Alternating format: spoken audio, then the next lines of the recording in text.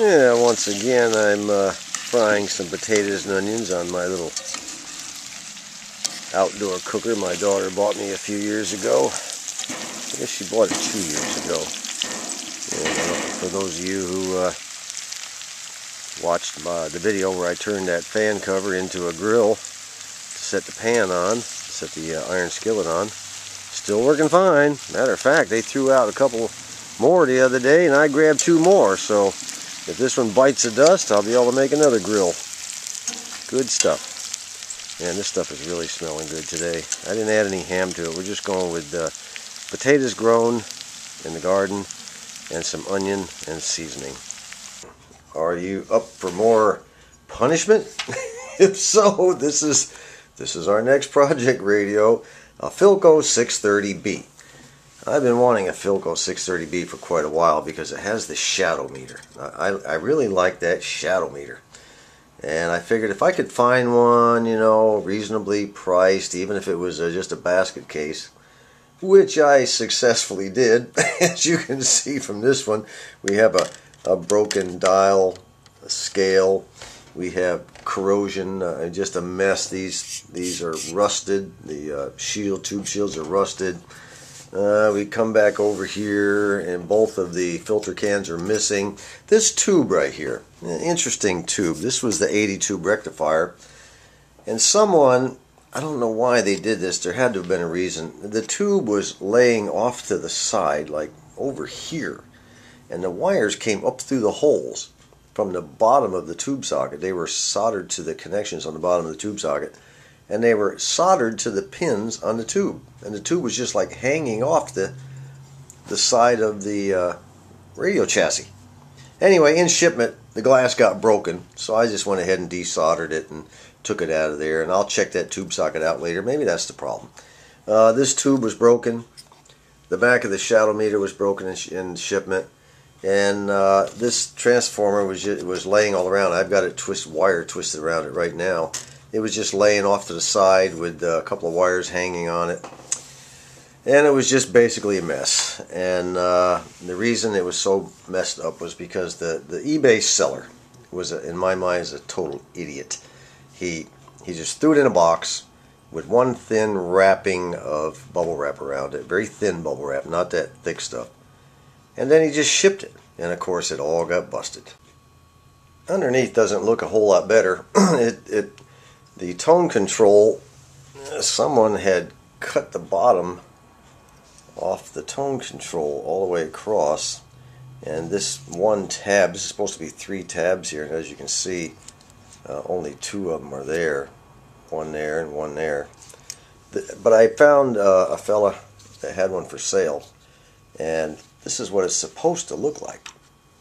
And this is what the one was that came out of it. So you can see the big difference. Down in here is a capacitor, a single capacitor that's used to give us tone.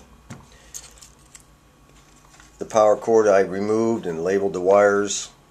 This is the wire to the tone control, which has been labeled. Over here I ohmed out the transformer. Believe it or not, the transformer ohms out good, which was a big load off my mind. Not that I couldn't have gotten one somewhere, but it was good. And I also labeled the center tap. If you'll look real close, one of the first things I try to do on a radio is locate the center tap on the transformer and go ahead and mark it.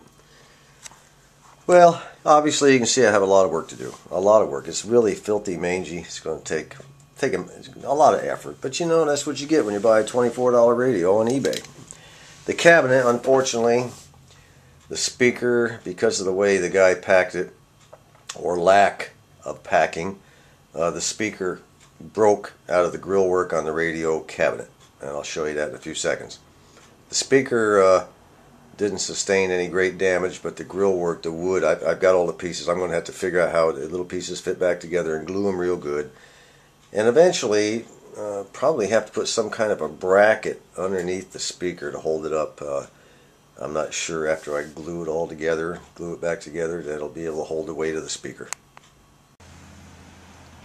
This is the cabinet, and it's kind of strange on the 630B. It has a one of these in there. I've never seen that. It's just looks like a partition of some kind, I guess, to keep the radio from moving left and right. But, you know, this one was broken out on the other side. It goes like this, so I'll have to glue that back in there. And the veneer is not bad shape. Right here it's kind of messed up. I'm going to have to glue all that back together. But the veneer itself is not in bad shape. It's just, you know, it's your typical radio that's been painted over. I don't know why people did those things in the old days, but they did. And the front is not bad except for where the speaker broke out. I'm really distraught over that. You know, that jerk. Yeah, he could have. The speaker just broke through from, you know, from the front to the rear and pulled. This is going to be a big chore. I've got all the pieces to repair those breaks, but it's going to be tough to do. And of course you can see the crack in the glass down there in the lower left hand area right here. I'd love to get a new glass for this thing. I don't know if anybody's got one for sale. Send me a message. Here's something I recommend that you do if you ever decide to buy a Philco radio. There's a fella out there named Chuck Schwark. Chuck Schwark. Now you can go on riders and you can find information on riders and print it all out. But you'll notice that the schematics are small and pretty blurry in some places. You know, there's plenty of other information there. They have the drawings of the chassis and all that stuff. And even if you print out the schematics on good quality, it's still a little bit blurry in places. It's kind of hard to see. So what I do is I contact Chuck Schwark. Chuck Schwark is located in 3108 Colfax Street in Evanston, Illinois, 60201. He has a website.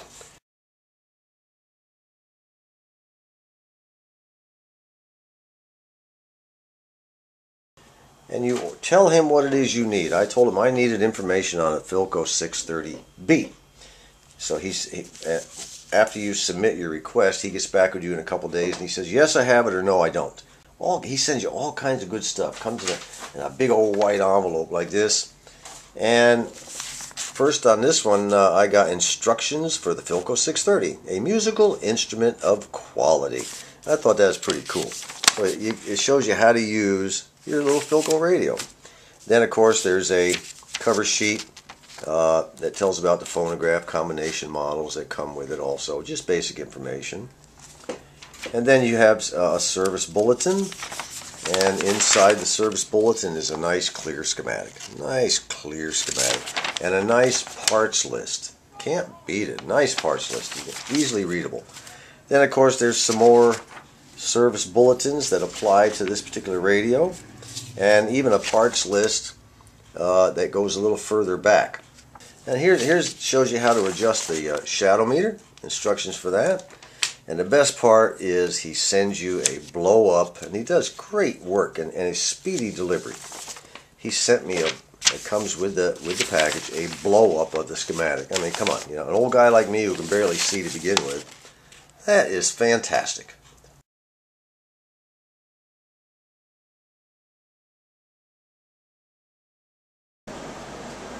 About 3 years ago, I bought and restored a Philco 620B. This is the 630B, as I've said. The 620B, essentially the same radio, but it does not have the shadow meter. And I gave it to my brother-in-law and sister-in-law, and this is the way that one turned out. The cabinet was in pretty poor shape when I got it. The speaker cloth had to be changed. And this is the interior of the the 620B. It turned out pretty good. I think I worked on it for about 3-4 months, taking my time, you know, paying attention to detail. And when we got all done, it was playing very nicely, and it still plays nicely. Before I close out this video, I want to show you a little tip that was passed along to me by All American 5 Radio, Rick McWhorter. Most of you know who he is. His YouTube handle is All American 5 Radio. He said that when you get a radio for the first time, before you do anything, before you change out any capacitors, go through and check out all your coils. Make sure your coils are good. ohm each one of them out to include the audio output transformer, and then of course the power transformer coils and any other coil in there, the oscillator, the local oscillator coil, antenna coils, things of that nature. Take the time to do it right. Ohm out your primary and secondary on your IF cans of both cans, or however many you may have. And then take the time to go to Nostalgia Air on the internet. For each of the tubes that are in your radio, label each of the pin numbers on the schematic with a very sharp pencil. Write them down. You can see right here I've already done it. I don't know if you can see that. I don't want to have this too blurry, but I've already done it on the 42 tube. I labeled the plate is pin number 2, the screen grid number 3, the control grid, the cathode number 5, the control grid number 4, and the heater is pin 1 and 6. By the way, keep in mind there's a difference between a filament and a heater. This is a heater. A heater heats a cathode. A filament's all in one. Anyway, so right now I'm going to do the 78 tube. I've already labeled the plate and the screen grid. Now the control grid, according to this, is a tab. Right here you can see that tab right there. That 78 tube has a wire that connects to a cap on the top of the tube. That's what you're looking at right there. And let's go over here and let me see. My goodness, I guess I got just about all of them. Let me see. Control grid, the cathode. The cathode is pin number 5, which is right there. So I'm going to write down pin number 5 right here. Just squeeze it in there with a very sharp pencil. And do that for each of the tubes. That way later on when it comes time to, if you have a problem, you have to troubleshoot, you have to follow wire back to a pin, every pin will be labeled on the schematic in advance. Incidentally, in the not too distant future, I'm going to get one of those Lodge Dutch ovens. It's 8 quart. And Lodge is made in Kentucky or Tennessee. I can't remember which. I'm thinking Kentucky, but that's probably wrong. But anyway, I want to make a Mountain Man breakfast. I'm going to try my hand at a Mountain Man breakfast.